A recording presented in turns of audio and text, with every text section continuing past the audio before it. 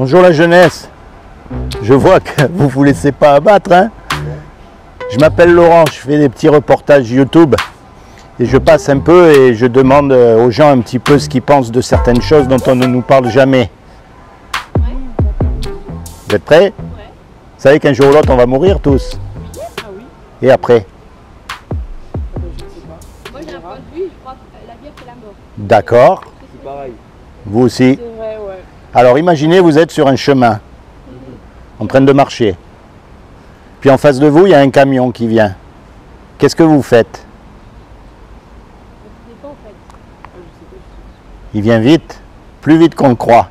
Il avance. Est-ce qu'il y a possibilité, est-ce qu'il y a des herbes sur le côté du chemin, possibilité de se décaler? Oui, il y a possibilité de se décaler. Oui, je sais. Donc vous vous décalez du chemin. Et vous? Vous n'allez pas rester. Je pense que oui, c'est un réflexe. Vous n'allez pas rester au milieu alors que le camion. On s'allonge par terre, mais je pense que c'est plus logique d'aller sur le Ouais, c'est plus logique. Ça dépend, après ça peut être trop tard si le camion il est en face de nous aussi et qu'on s'en rend pas compte. Ouais, ben vous sautez sur le côté, vous faites tout pour l'éviter. Oui. Alors le chemin sur lequel vous marchez, ça représente en fait votre vie. On marche tous sur un chemin, on suit tous un chemin. Et le camion en face, ça représente la mort qui vient vers nous, plus vite qu'on le pense. Et on laisse couler. Alors, qu'est-ce qu'on fait? Est-ce qu'on reste sur le chemin ou si on a la possibilité de, comme vous avez dit, sauter du chemin, on prend un autre chemin? On prend un autre chemin. Vous avez dit que vous croyez à quelque chose après la mort, vous aussi. Vous voyez, une fois qu'on est mort, si vous voulez, on va être jugé. Et on va être jugé par rapport au bien ou au mal qu'on a fait. Heureusement. Et donc la question à se poser, c'est de savoir comment est-ce qu'on sait si on fait du bien ou du mal. Comment est-ce qu'on sait si on fait du bien ou du mal? Je sais pas, parce que déjà, en plus, la question du bien ou du mal, ça dépend des personnes aussi. Alors, c'est simple, je veux dire, est-ce que mentir, c'est faire du bien? Ça Les dépend deux à dans la le fois. contexte. En fait, je pense qu'on ne peut pas faire du bien sans faire du mal. Là, Il doit y avoir une règle pour déterminer ce qui est bien et ce qui est mal. Moi je trouve qu'il y a un équilibre, il y a du mal et du bien de partout. Dans certains pays, par exemple, l'excision, c'est tout à fait normal, c'est bien. C'est quoi l'excision? C'est quand on coupe la partie intime d'une jeune fille pour pas qu'elle ait du plaisir plus tard. Dans certains pays, c'est accepté. Bon appétit. Merci. Bonne promenade. Vous voyez, dans certains pays, c'est quelque chose de bien. Pour nous, c'est révoltant. On est d'accord? Oui, ça dépend Ouais, c'est d'accord, des ça dépend. cultures aussi de tout le monde. Voilà. Maintenant, quand on meurt, on va être devant Dieu. Et Dieu, il a fait des lois qui régissent le monde. La loi de la pesanteur, la loi de l'aérodynamique, il y a plein de lois. Et il y a aussi une loi morale qu'on appelle les 10 commandements. Oui. Et les 10 commandements, c'est ce qui détermine si on est quelqu'un de bien ou si on est quelqu'un de pas bien. C'est aussi simple comme ça. Alors on va voir comment vous allez faire. Et attention, je ne vous juge pas, hein, parce que moi j'ai lamentablement échoué au test. Ouais, je les connais presque tous les 10. Alors les 10 commandements, il y en a un qui dit tu ne mentiras pas. Est-ce que vous avez déjà menti? Bien sûr. Comment on appelle quelqu'un qui a menti? Les 10 commandements, il y en a un qui dit tu ne voleras pas. Est-ce que vous avez déjà pris quelque chose qui ne vous appartient pas? Peu importe la valeur. Oui. Comment on appelle? Eh oui, non mais comment on appelle? Les 10 commandements disent tu ne commettras pas d'adultère. C'est pas l'adultère. L'adultère en général c'est quand on est marié et qu'on trompe sa femme ou son mari. Ah ben non. Mais Jésus a dit quiconque regarde une femme ou un homme avec de la convoitise a déjà commis un adultère avec elle dans son cœur. Tu vois ce que je te disais? Non, mais parce que imaginez tous les deux, là on parle de tuer le président de la République. Ils vont pas attendre qu'on les tue pour nous arrêter et nous condamner. C'est les pensées qui comptent. Donc si on a des pensées, c'est considéré comme un adultère. Regarder des images pornographiques et toutes ces choses, c'est pareil. Voyez, donc, est-ce que vous avez toujours obéi à vos parents? Bon, alors sachez que quand on meurt, on va être jugé par rapport à cette loi-là, donc on est mal tous. Et vous savez, et oui, mais vous savez pourquoi elle est merveilleuse justement cette loi? C'est la plus belle loi qui puisse exister parce qu'elle ferme la bouche à tout le monde, et en particulier aux religieux qui se croient mieux que nous. Quel est le religieux qui pourra dire qu'il n'a pas menti ou qu'il n'a pas regardé une femme avec des désirs dans la terre? Un prêtre ou un... Même un prêtre, il peut dire qu'il n'a jamais menti ou qu'il n'a pas regardé une femme avec des désirs dans la tête. On est tous tous humains au final. Exactement, on est tous pareils. Et c'est pour ça qu'elle est belle, parce qu'on ne peut pas se juger les uns les autres. J'ai pas le droit de vous juger. Je peux vous dire c'est pas bien, je peux vous conseiller et tout, mais je ne peux pas me mettre au-dessus de vous dans le jugement. Vous voyez ce que je veux dire? On est tous pareils face à Dieu. Et quand on meurt, on va être confronté à cette loi-là. Donc, si Dieu est juste et qu'il nous juge par rapport à sa loi morale, on sera coupable ou innocent? Et oui, et si on est coupable, c'est l'enfer ou le paradis? Et ça vous chatouille pas un petit peu de savoir que si ce soir vous vous retrouvez devant le tribunal de Dieu, vous risquez de partir en enfer?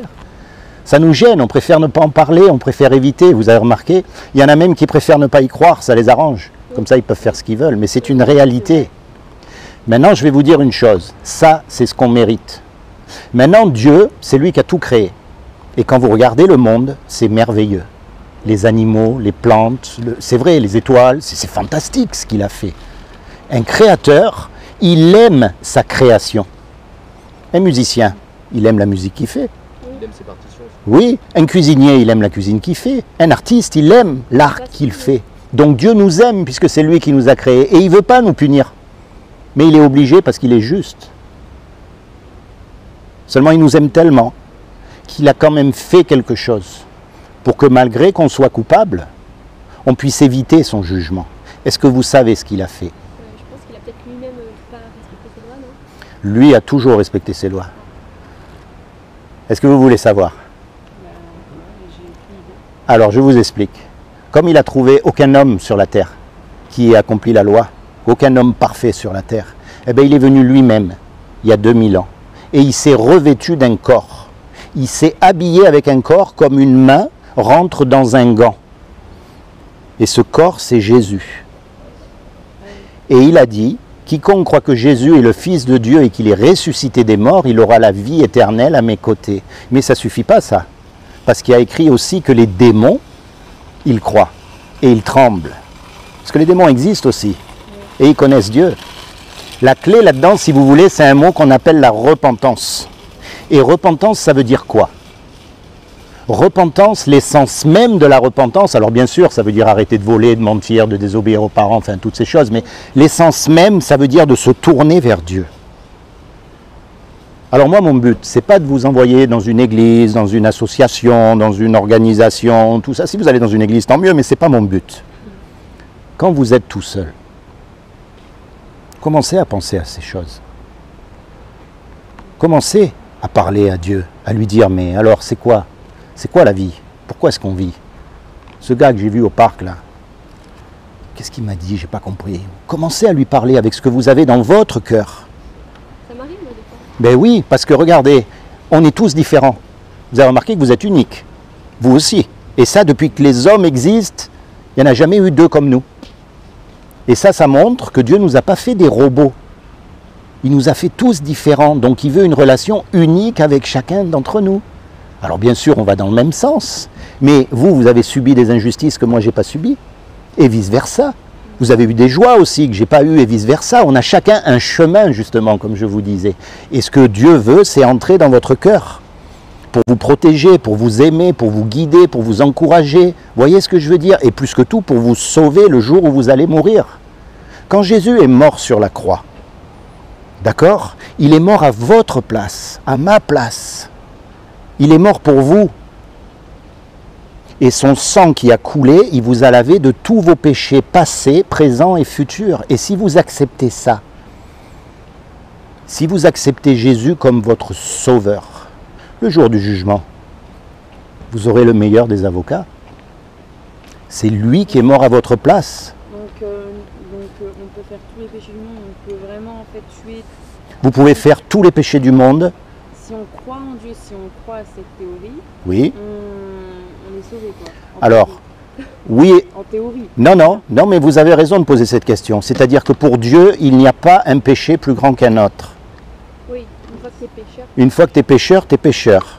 Maintenant, le plus grand, on va dire pour nous, le plus grand des pécheurs, un homme qui viole une fille, qui l'égorge, vous voyez ce que le pire des pires, quand il a fait ça, il ne connaissait pas Dieu. si après il se repent, mais sincèrement, pas pour faire du cinéma, Dieu lui pardonnera. Il y a une dame qui était condamnée à mort dans les couloirs de la mort là-bas, et puis bon, elle a assassiné quelqu'un, elle a tué quelqu'un, elle l'a jamais caché, et puis elle a rencontré Dieu. Dieu lui a pardonné, elle a été exécutée quand même, hein. Elle a payé les conséquences de ses actes, mais son âme, elle, est sauve.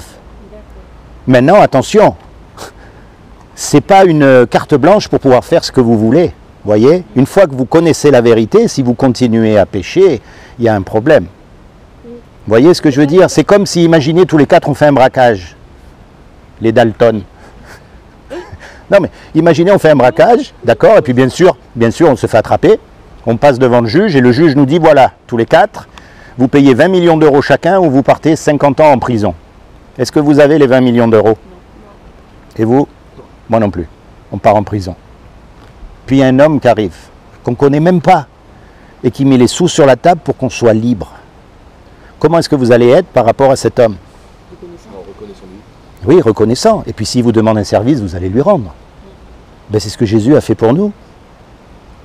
C'est pour ça qu'on l'appelle notre sauveur, c'est-à-dire qu'il a payé l'amende à notre place. Le truc, il est là, cet homme qui est mort à votre place, eh ben, ça va être votre sauveur et Seigneur, parce que quand il va vous demander un service, ben, vous allez le faire. Quand il va vous dire ne mens pas à tes parents, vous allez le faire. Parce que lui, il a payé de sa vie pour vous. Il ne faut pas oublier ça. Alors je sais qu'on est dans un monde où on se moque un peu de toutes ces choses, mais je vais vous dire, il y a une chance sur deux que ce soit vrai. Soit c'est pas vrai, on aura passé 5 minutes, soit c'est vrai, vous risquez d'avoir perdu gros, très gros. C'est pas vrai ce que je dis? Eh oui, mais encore une fois, prenez pas pour argent comptant ce que je vous ai dit. Quand vous êtes tout seul, plutôt que de passer, vous savez, sur YouTube et sur tous les machins, c'est vrai, c'est bien, mais bon, c'est vrai qu'on passe trop de temps dessus, il faut être honnête. Et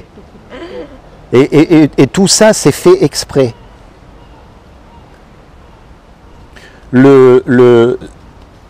Comment dire, ce qui règne actuellement dans l'atmosphère de ce monde, c'est quelque chose qui nous empêche de nous approcher de Dieu. Tout est fait pour qu'on ne s'approche pas de Dieu. On est toujours occupé. On a toujours quelque chose à faire. Avec les nouvelles technologies, mais c'est fou.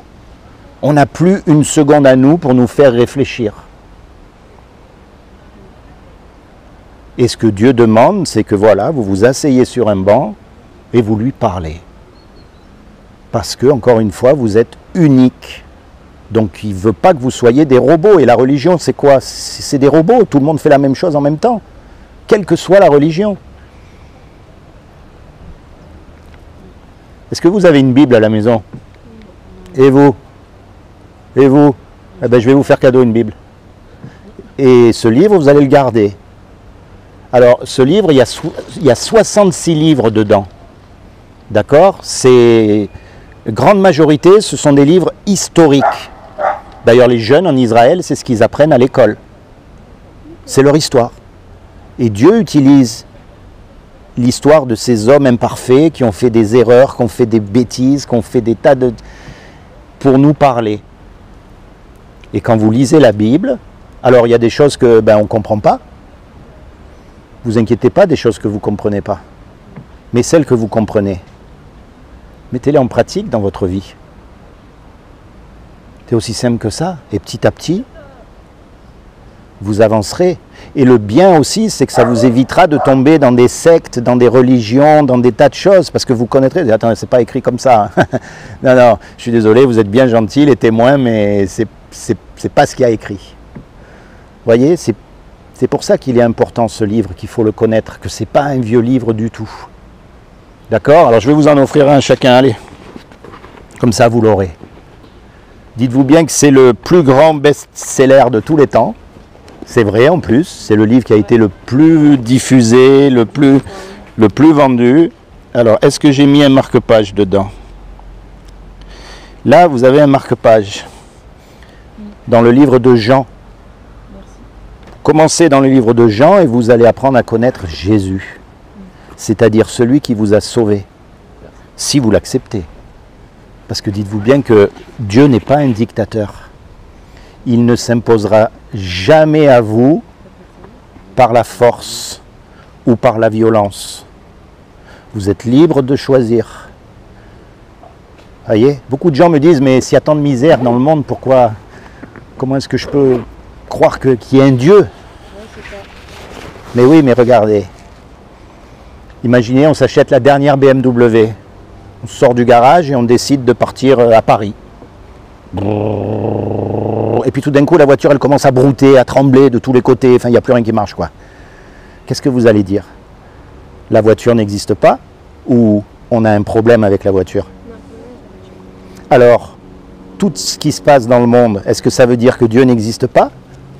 Ou est-ce que ça voudrait dire qu'on a un problème avec Dieu? Parce que, si vous êtes honnête, il n'y a aucun pays qui suit Dieu. Quelles que soient les religions. Allez, admettons que j'ai tort. Il n'y a aucun pays au monde, quelles que soient les religions, qui suit leur propre religion. Maintenant qu'il y a un créateur, c'est évident, puisqu'il y a une création. C'est aussi simple que ça. Rien ne peut rien créer. Ça, c'est une vérité scientifique. Il faut qu'il y ait quelque chose, il faut qu'il y ait un dessinateur pour qu'il y ait un dessin. Donc la preuve même que Dieu existe, elle est là autour de nous. Levez les yeux au ciel, regardez comme c'est une horloge là-haut. Regardez les nuages. Vous avez vu hier comme il pleuvait, comme c'était gris. Vous savez la question que je me suis posée? Combien ça doit peser tout ça? Eh, les milliards de tonnes qu'il y a là. Non mais c'est vrai. Mais tout ça, c'est pas un accident. Ça marche comme une horloge. Regardez les yeux. Comment est-ce que les yeux auraient-ils pu évoluer? Non mais franchement, on voyait comment avant? Trouble, en noir et blanc? Il a fallu que ce soit tout de suite en fonction, le système reproductif. Il aurait fallu qu'un homme et une femme évoluent à la même vitesse, en même temps, qui arrivent parfait au même moment pour pouvoir se reproduire.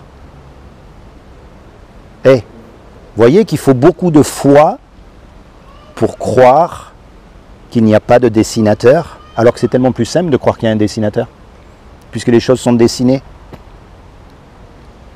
Regardez l'ADN.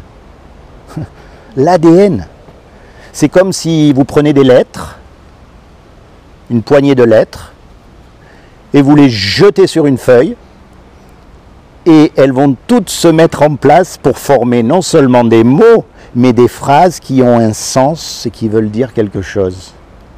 Ça paraît fou, franchement. C'est impossible.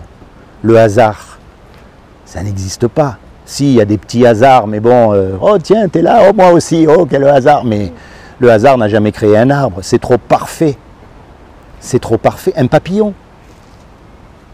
Regardez les papillons.